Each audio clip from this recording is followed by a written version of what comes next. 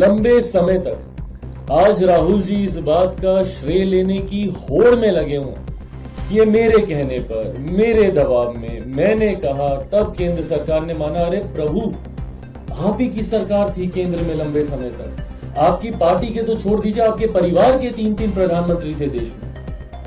अगर आप इतनी ही शिद्दत से चाहते थे कि देश में जाति आधारित जनगणना हो, तो इसको आप करवा लेते ना पहले।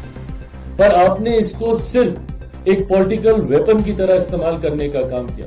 जब जब चुनाव आते थे, आपने इसको एक राजनीतिक हथियार बनाकर लोगों की भावनाओं को सिर्फ भड़काने का काम किया। और आज जब हमारी सरकार ने इस मांग को पूरा करने का काम किया, स्वाभाविक है इसमें हम लोग भी चाहते थे। और मुझे तो आज तो मैं कम से कम आप सबके सामने इस बात को सीना चौड़ा करके बोल तो सकता हूं, क्योंकि कई बार आप लोग मुझे इसी बात पे घेरते थे कि अरे आपको और बीजेपी में मतभेद है।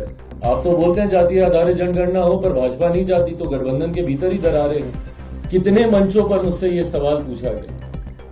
पर मैं मानता हूं, और मेरे प्रधानमंत्री आदरणीय नरेंद्र मोदी जी उचित समय पर उचित फैसला लेने के लिए जाने जाते हैं। और जो लोग आज इसको बोलते हैं, sorry I am taking all your questions in advance only, because मुझे पता है कि ये सारे सवाल आप लोगों की तरफ से आएंगे, क्योंकि विपक्ष पिछले लगभग 24 घंटे से कम ही हुए हैं अभी इस फैसले को आए हुए, और इतने भ्रम फैलाने का कार्य कर रहा है कि चुनाव के दृष्टिकोण से यह फैसला लिया गया। भैया, एक राज्य में चुनाव, बिहार में एक राज्य में चुनाव में के लिए आप राष्ट्रीय स्तर पर जाति आधारित जनगणना का फैसला ले लेंगे। और अगर ये फैसला चुनावी दृष्टि से लेना ही होता, तो हम लोग लोकसभा से पहले इस फैसले को लेते ना। लोकसभा चुनाव से पहले ये फैसला लिया गया होता। पर हकीकत है, जैसा मैंने कहा कि मेरे प्रधान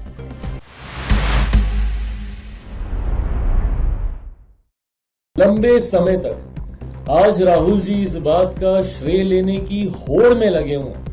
ये मेरे कहने पर, मेरे दबाव में मैंने कहा, तब केंद्र सरकार ने माना। अरे प्रभु, आप ही की सरकार थी केंद्र में लंबे समय तक। आपकी पार्टी के तो छोड़ दीजिए, आपके परिवार के 3-3 प्रधानमंत्री थे देश में।